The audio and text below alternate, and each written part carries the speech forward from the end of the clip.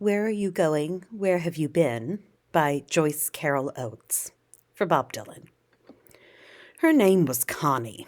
She was 15, and she had a quick, nervous, giggling habit of craning her neck to glance into mirrors or checking other people's faces to make sure her own was all right.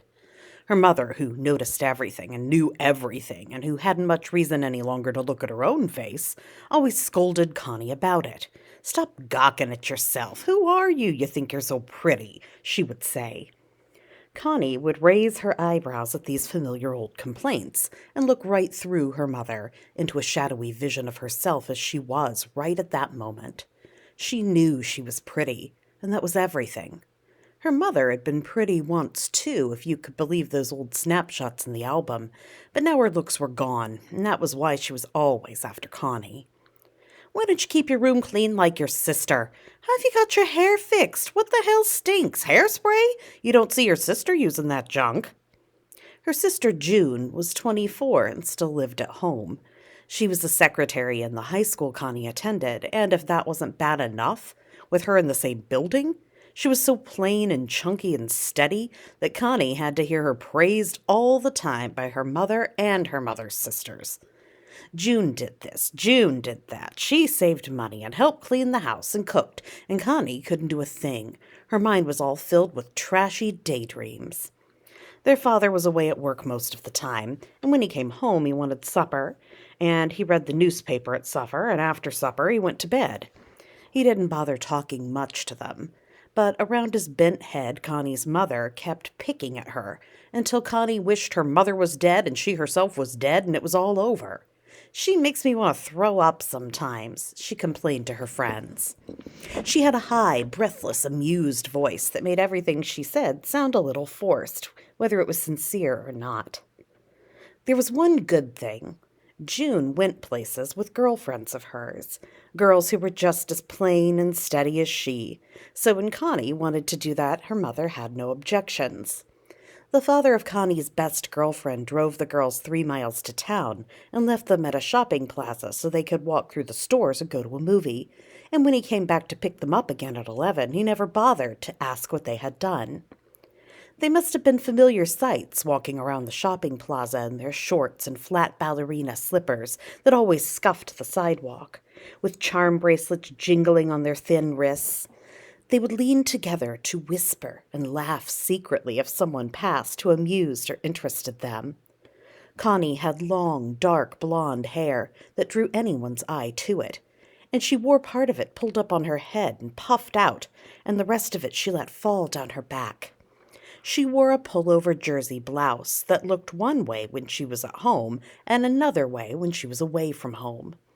Everything about her had two sides to it, one for home and one for anywhere that was not home. Her walk, which could be childlike and bobbing, or languid enough to make anyone think she was hearing music in her head. Her mouth, which was pale and smirking most of the time, but bright and pink on those evenings out. Her laugh, which was cynical and drawling at home, ha ha, very funny, but high-pitched and nervous anywhere else, like the jingling of the charms on her bracelet.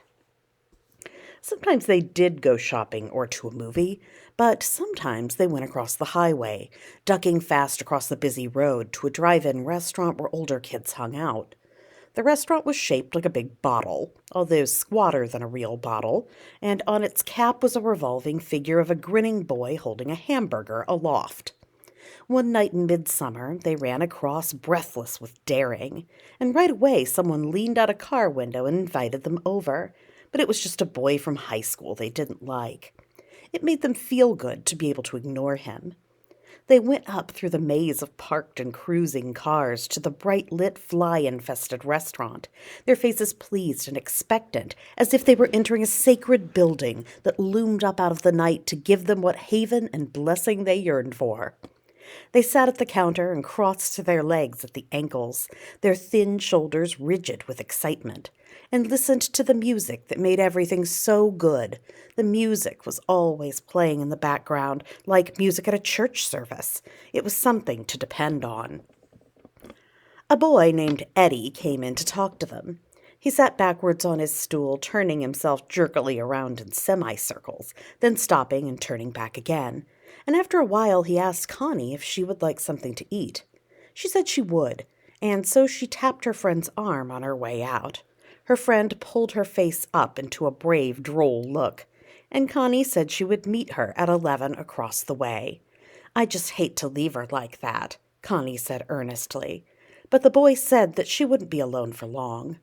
So they went out to his car, and on the way Connie couldn't help but let her eyes wander over the windshields and faces all around her, her face gleaming with a joy she had nothing to do with Eddie or even this place. It might have been the music. She drew her shoulders up and sucked in her breath with the pure pleasure of being alive. And just at that moment, she happened to glance at a face just a few feet from hers. It was a boy with shaggy black hair in a convertible jalopy painted gold. He stared at her, then his lips widened into a grin. Connie slid her eyes at him and turned away, but she couldn't help glancing back, and there he was, still watching her. He wagged a finger and laughed and said, "Gonna get you, baby." And Connie turned away again without Eddie noticing anything. She spent 3 hours with him, at the restaurant where they ate hamburgers and drank Cokes and wax cups that were always sweating, then down an alley a mile or so away. And when he left her off at 5 to 11, only the movie house was still open at the plaza. Her girlfriend was there, talking with a boy. When Connie came up, the two girls smiled at each other, and Connie said, "How was the movie?" And the girl said, "You should know." They rode off with the girl's father, sleepy and pleased, and Connie couldn't help but look back at the darkened shopping plaza, with its big empty parking lot and its signs that were faded and ghostly now, and over at the drive-in restaurant where cars were still circling tirelessly. She couldn't hear the music at this distance. Next morning, June asked her how the movie was, and Connie said, "So-so." She and that girl, occasionally another girl, went out several times a week, and the rest of the time Connie spent around the house. It was summer vacation, getting in her mother's way and thinking, dreaming about the boys she met. But all the boys fell back and dissolved into a single face that was not even a face, but an idea, a feeling, mixed up with the urgent, insistent pounding of the music and the humid night air of July. Connie's mother kept dragging her back to the daylight by finding things for her to do, or saying suddenly, "What's this about the Pettinger girl?" And Connie would say nervously, "Oh, her, that dope." She always drew thick, clear lines between herself and such girls, and her mother was simple and kind enough to believe it. Her mother was so simple, Connie thought, that it was maybe cruel to fool her so much. Her mother went scuffling around the house in old bedroom slippers and complained over the telephone to one sister about the other. Then the other called up, and the two of them complained about the third one. If June's name was mentioned, her mother's tone was approving, and if Connie's name was mentioned, it was disapproving. This did not really mean she disliked Connie, and actually Connie thought that her mother preferred her to June just because she was prettier. But the two of them kept up a pretense of exasperation, a sense that they were tugging and struggling over something of little value to either of them. Sometimes over coffee they were almost friends, but something would come up, some vexation that was like a fly buzzing suddenly around their heads, and their faces went hard with contempt. One Sunday, Connie got up at 11, none of them bothered with church, and washed her hair so that it could dry all day long in the sun. Her parents and sister were going to a barbecue at an aunt's house, and Connie said no, she wasn't interested, rolling her eyes to let her mother know just what she thought of it. "Stay home alone, then," her mother said sharply. Connie sat out back in a lawn chair and watched them drive away. Her father, quiet and bald, hunched around so that he could back the car out. Her mother with a look that was still angry and not at all softened through the windshield. And in the back seat, poor old June, all dressed up as if she didn't know what a barbecue was, with all the running, yelling kids and flies. Connie sat with her eyes closed in the sun, dreaming and dazed with the warmth about her, as if this were a kind of love, the caress of love, and her mind slipped over into thoughts of the boy she had been with the night before, and how nice he had been, how sweet it always was. Not the way someone like June would suppose, but sweet, gentle, the way it was in movies and promised in songs. And when she opened her eyes, she hardly knew where she was. The backyard ran off into weeds, and a fence-like line of trees and behind in the sky was perfectly blue and still. The asbestos ranch house that was now 3 years old startled her. It looked small. She shook her head as if to get awake. It was too hot. She went inside the house and turned on the radio to drown out the quiet. She sat on the edge of her bed barefoot and listened for an hour and a half to a program called XYZ Sunday Jamboree, record after record of hard, fast, shrieking songs she sang along with, interspersed by exclamations from Bobby King, and "Look here, you girls at Napoleon, Son and Charlie want you to pay real close attention to this song coming up." And Connie paid close attention herself, bathed in a glow of slow-pulsed joy that seemed to rise mysteriously out of the music itself and lay languidly about the airless little room, breathed in and breathed out with each gentle rise and fall of her chest. After a while, she heard a car coming up the drive. She sat up at once, startled because it couldn't be her father so soon. The gravel kept crunching all the way in from the road. The driveway was long, and Connie ran to the window. It was a car she didn't know. It was an open jalopy, painted bright gold that caught the sunlight opaquely. Her heart began to pound and her fingers snatched at her hair, checking it, and she whispered, "Christ, Christ," wondering how bad she looked. The car came to a stop at the side door, and the horn sounded 4 short taps, as if this were a signal Connie knew. She went into the kitchen and approached the door slowly, then hung out the screen door, her bare toes curling down off the step. There were 2 boys in that car, and now she recognized the driver. He had shaggy, shabby black hair that looked crazy as a wig, and he was grinning at her. "I ain't late, am I?" he said. "Who the hell do you think you are?" Connie said. "Told you I'd be out, didn't I?" "I don't even know who you are."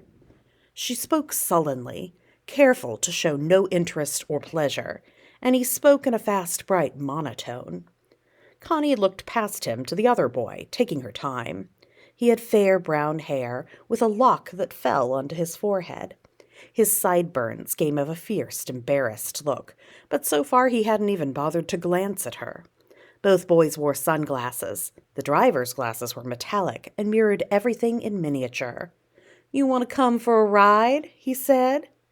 Connie smirked and let her hair fall loose over one shoulder. "Don't you like my car? New paint job," he said. "Hey."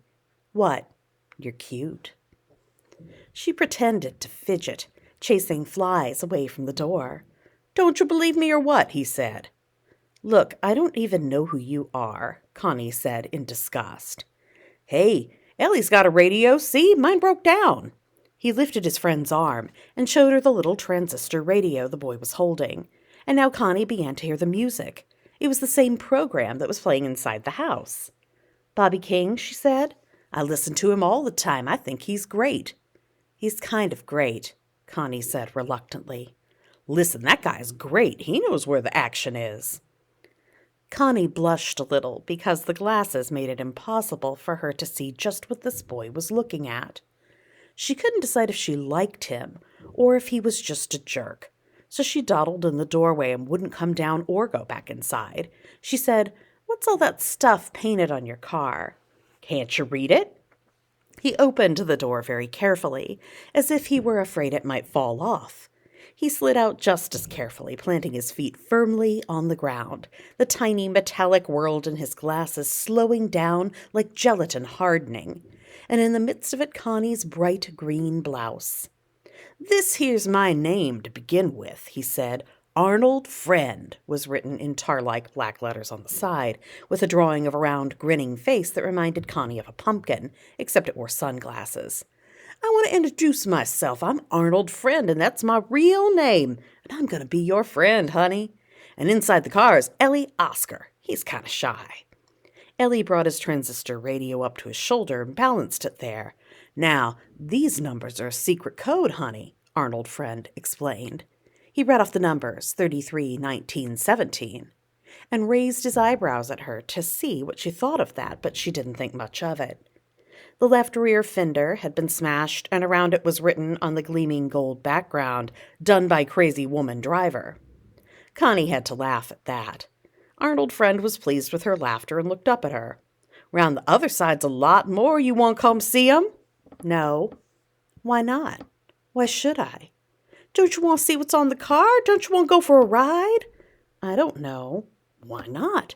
"I got things to do." "Like what?" "Things." He laughed, as if she'd said something funny. He slapped his thighs.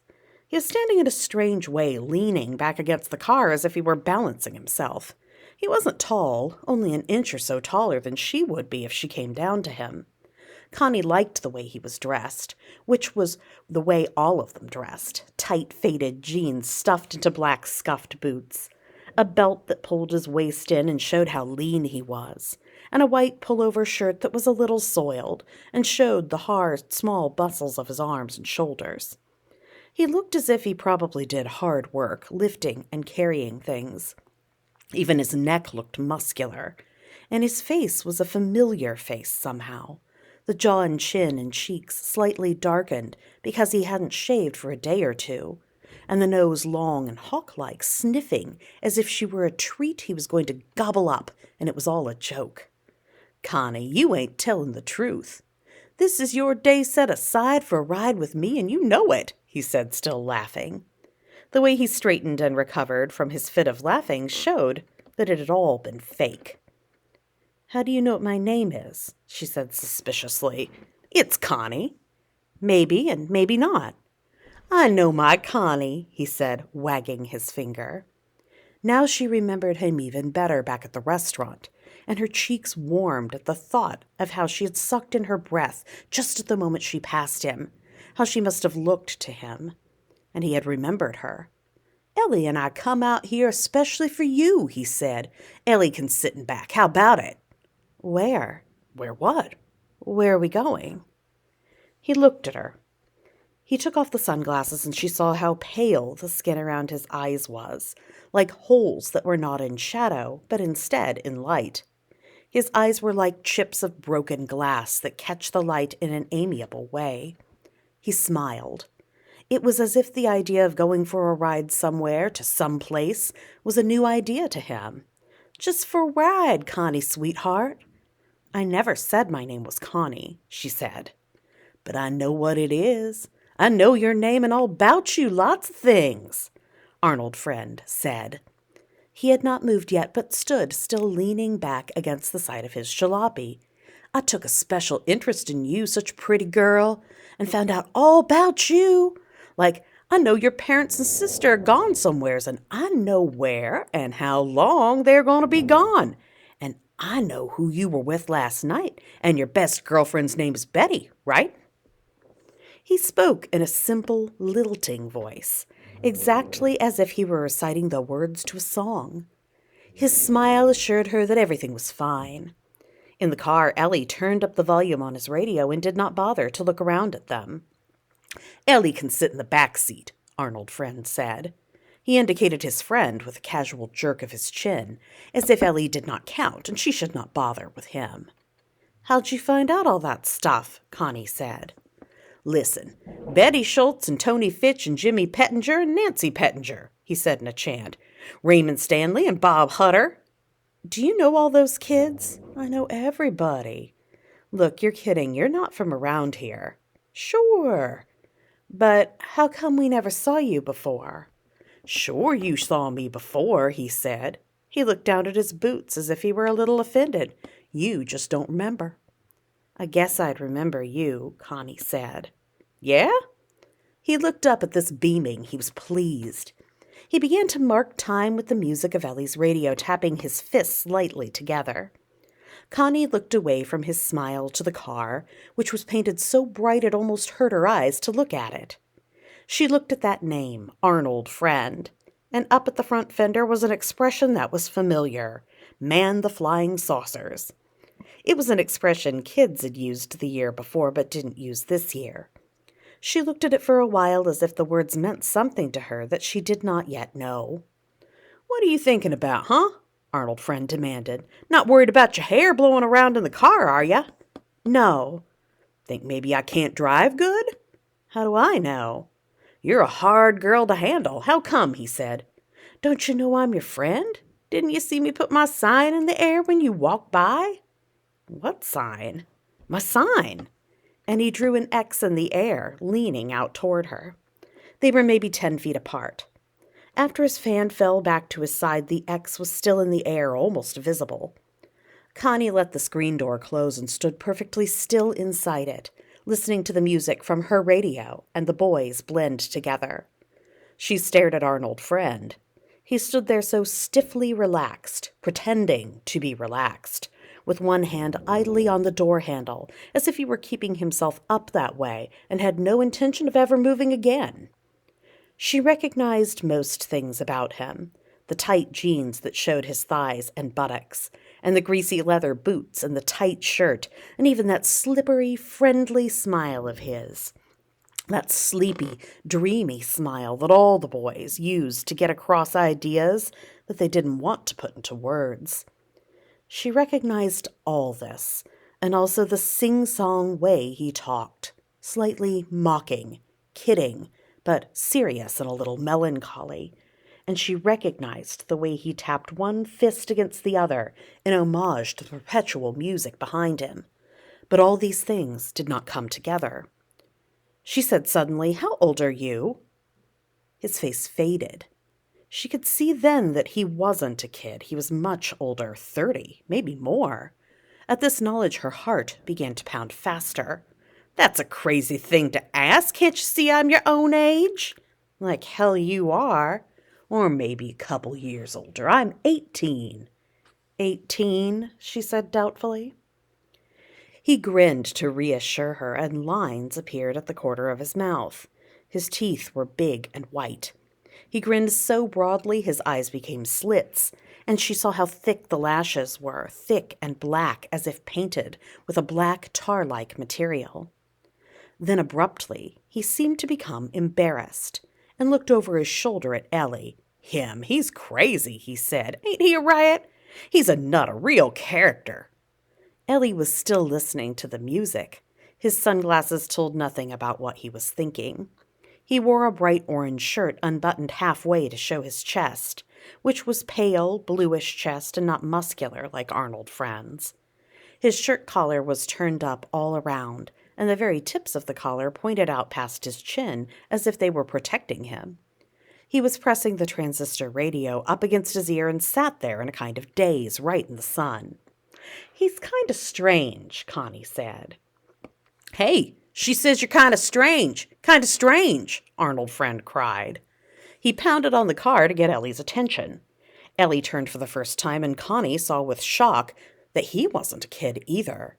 He had a fair, hairless face, cheeks reddened slightly, as if the veins grew too close to the surface of his skin, the face of a 40-year-old baby. Connie felt a wave of dizziness rise in her at this sight, and she stared at him as if waiting for something to change the shock of the moment, make it all right again. Ellie's lips kept shaping words, mumbling along with the words blasting in his ear. "Maybe you two better go away," Connie said faintly. "What? How come?" Arnold Friend cried. "We come out here to take you for a ride. It's Sunday." He had the voice of a man on a radio show. It was the same voice, Connie thought. "Don't you know it's Sunday all day? And honey, no matter who you were with last night, today you're with Arnold Friend, and you don't forget it. Maybe you better step out here," he said. And this last was in a different voice.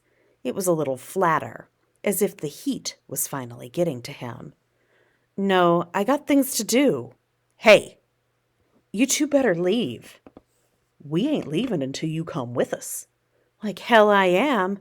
"Connie, don't fool around with me. I mean, don't fool around," he said, shaking his head. He laughed incredulously. He placed his sunglasses on top of his head carefully, as if he were indeed wearing a wig, and brought the stems down behind his ears. Connie stared at him, another wave of dizziness and fear rising in her, so that for a moment he wasn't even in focus, but was just a blur standing there against his gold car. And she had the idea that he had driven up the driveway all right, but had come from nowhere before that belonged, and nowhere, and that was everything about him, and even that the music that was so familiar to her was only half real. If my father comes and sees you, he ain't coming, he's at that barbecue. How do you know that? Aunt Tilly's. Right now they're drinking, sitting around, he said vaguely, squinting as if he were staring all the way down into town and over to Aunt Tilly's backyard. Then the vision seemed to get clear, and he nodded energetically. Yeah, sitting around. There's your sister in a blue dress, huh? And high heels, poor sad bitch, nothing like you, sweetheart. And your mother's helping some fat woman with the corn. They're cleaning the corn, husking the corn. What fat woman? Connie cried. How do I know what fat woman? I don't know every goddamn fat woman in the world, Arnold Friend laughed. Oh, that's Mrs. Hornsby. Who invited her? Connie said. She felt a little lightheaded. Her breath was coming quickly. She's too fat. I don't like 'em fat. I like 'em the way you are, honey, he said, smiling sleepily at her. They stared at each other for a while through the screen door. He said softly, Now, what are you going to do is this. You're going to come out that door. You're going to sit up front with me, and Ellie's going to sit in the back. The hell with Ellie, right? This isn't Ellie's date. You're my date. I'm your lover, honey. What? You're crazy. Yes, I'm your lover. You don't know what that is, but you will, he said. I know that, too. I know all about you.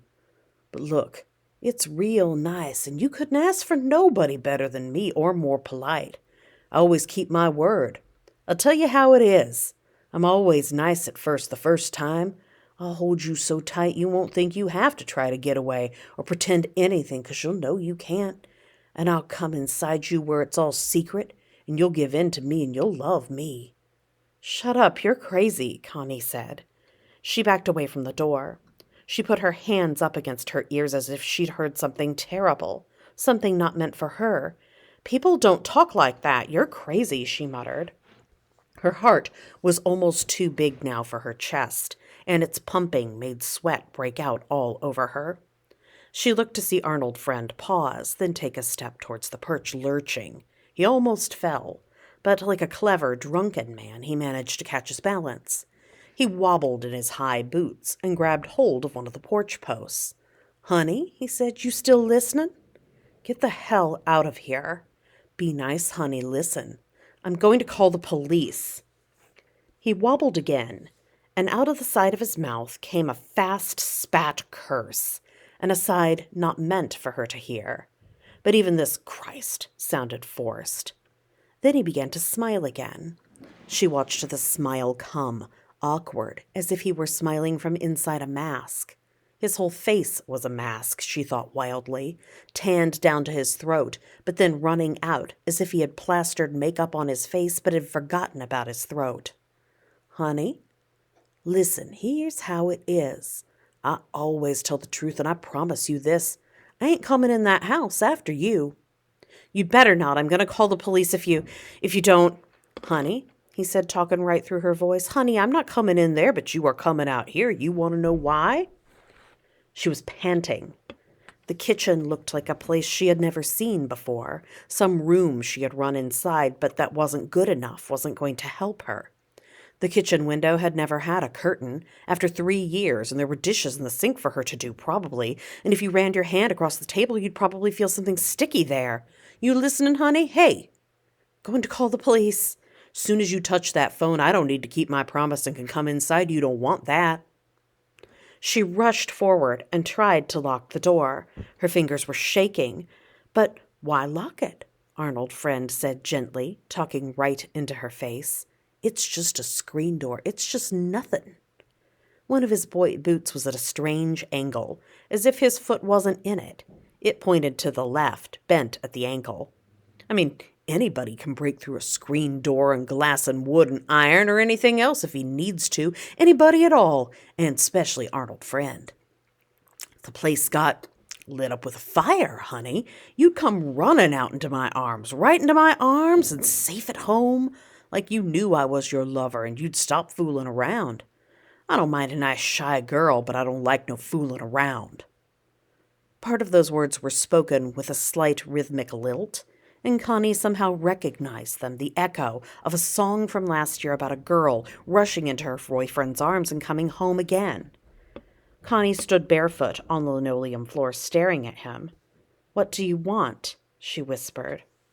"I want you," he said. "What?" "Seen you that night and thought, that's the one, yes, sir. I never needed to look any more. But my father's coming back. He's coming to get me. I had to wash my hair first." She spoke in a dry, rapid voice, hardly raising it for him to hear. "No, your daddy is not coming. And yes, you had to wash your hair, and you washed it for me. It's nice and shining and all for me. I thank you, sweetheart," he said with a mock bow. But again he almost lost his balance. He had to bend and adjust his boots. Evidently his feet did not go all the way down. The boots must have been stuffed with something so he would seem taller. Connie stared out at him, and behind him at Ellie in the car, who seemed to be looking off towards Connie's right into nothing. This Ellie said, pushing the words out of the air one after another as if he were just discovering them. "You want me to pull out the phone?" "Shut your mouth and keep it shut," Arnold Friend said, his face red from bending over or maybe from embarrassment because Connie had seen his boots. "This ain't none of your business." What are you doing? What do you want?" Connie said. "If I call the police, they'll get you. They'll arrest you." "Promise was not to come in unless you touch that phone, and I keep that promise," he said. He resumed his erect position and tried to force his shoulders back. He sounded like a hero in a movie declaring something important, but he spoke too loudly, and it was as if he were speaking to someone behind Connie. "I ain't made plans for coming in that house where I don't belong, but just for you to come out to me the way you should.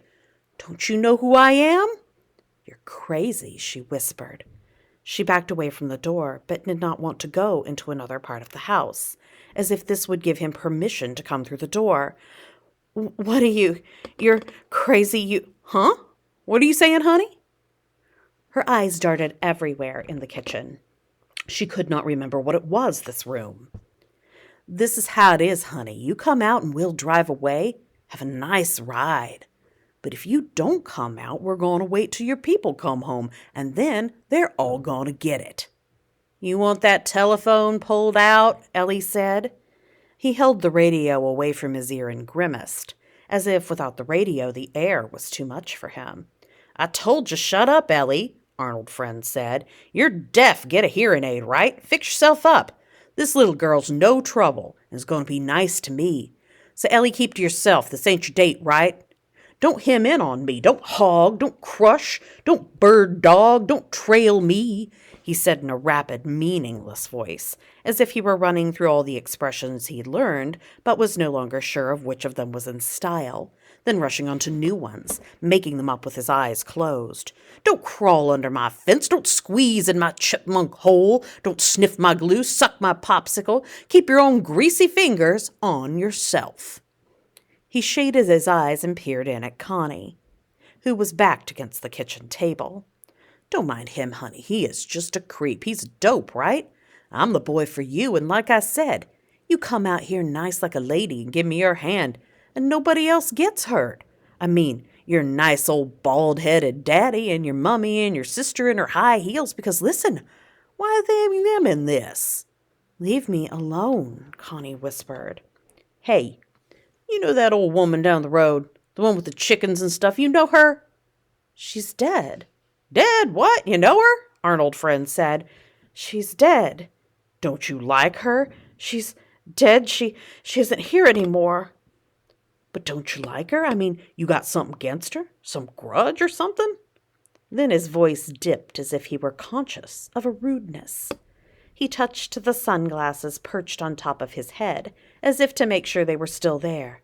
"Now you be a good girl." "What are you going to do?" "Just 2 things, maybe 3, Arnold Friend said. "But I promised it won't last long, and you'll like me the way you get to like people you're close to. You will. It's all over for you here, so come on out. You don't want your people in any trouble, do you?" She turned and bumped against a chair or something, hurting her leg, but she ran back into the back room and picked up the telephone. Something roared in her ear, a tiny roaring, and she was so sick with fear that she could do nothing but listen to it. The telephone was clammy and very heavy, and her fingers groped down to the dial, but they were too weak to touch it.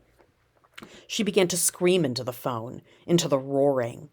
She cried out. She cried for her mother. She felt her breath start jerking back and forth in her lungs, as if it were something Arnold Friend was stabbing her with again and again with no tenderness. A noisy, sorrowful wailing rose all about her, and she was locked inside it, the way she was locked inside this house. After a while, she could hear again. She was sitting on the floor, with her wet back against the wall.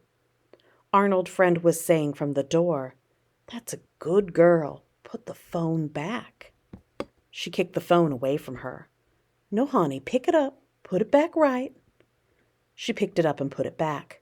The dial tone stopped. "That's a good girl. Now you come outside."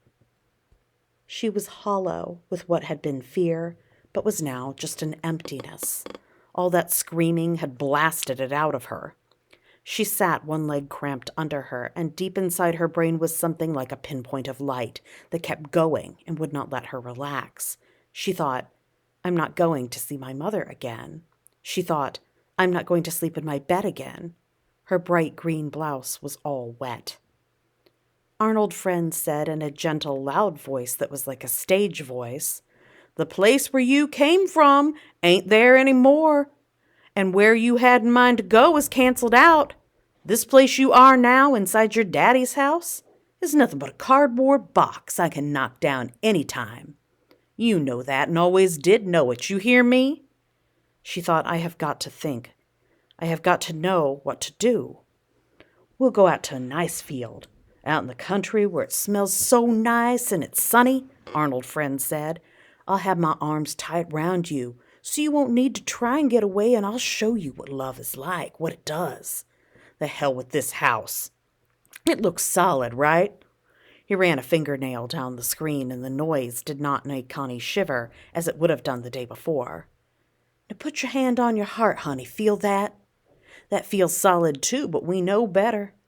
Be nice to me. Be sweet, like you can. Because what else is there for a girl like you but to be sweet and pretty and give in and get away before her people come back?" She felt her pounding heart. Her hand seemed to enclose it. She thought for the first time in her life that it was nothing, that it was hers, that it belonged to her, but just a pounding, a living thing inside this body that wasn't really hers either. "You don't want 'em to get hurt," Arnold Friend went on. "Now get up, honey, get up all by yourself." She stood. "Now turn this way, that's right. Come on over here to me." "Ellie, put that away. Didn't I tell you, you dope, you miserable creepy dope?" Arnold Friend said. His words were not angry, but only part of an incantation. The incantation was kindly. "Now come out through the kitchen to me, honey. Let's see you smile. Try it. You're a brave, sweet little girl. And now they're eating corn and hot dogs cooked to bursting over an outdoor fire. And they don't know one thing about you and never did. And, honey, you're better'n them, because not a one of them would have done this for you." Connie felt the linoleum under her feet. It was cool. She brushed her hair back out of her eyes. Arnold Friend let go of the post tentatively and opened his arms for her, his elbows pointing in and reaching toward each other and his wrists limp, to show that this was an embarrassed embrace and a little mocking. He didn't want to make her self-conscious. She put out her hand against the screen. She watched herself push the door slowly open, as if she were back safe somewhere in the other doorway, watching this body and this head of long hair moving out into the sunlight where Arnold Friend waited. "My sweet little blue-eyed girl," he said in a half-sung sigh that had nothing to do with her brown eyes, but was taken up just the same by the vast sunlit reaches of the land behind him and on all sides of him. So much land that Connie had never seen before and did not recognize except to know that she was going to it.